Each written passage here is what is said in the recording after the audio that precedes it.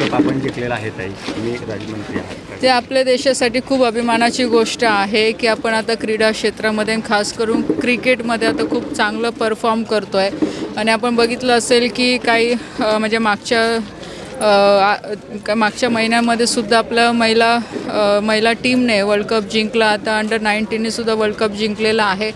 तर येणाऱ्या पुढच्या भविष्यामध्ये क्रीडा क्षेत्रामध्ये क्रिकेटसोबत दुसऱ्या खेळांमध्ये पण आपल्याला अशीच प्रगती बघायला मिळणार आहे. आणि जे आपलं ग्रामीण भागातलं जे टॅलेंट आहे क्रीडा क्षेत्रामधलं, त्याला सरकार पुढे घेऊन जाण्यासाठी पूर्णपणे प्रयत्न करते की जेणेकरून ह्या देशाच्या विकासामध्ये क्रीडा क्षेत्राचाही मोठा हातभार लागेल. आणि क्रीडा क्षेत्राच्या माध्यमातून आपण देशाला विकसित बनवण्यासाठी प्रयत्न करतो आहे.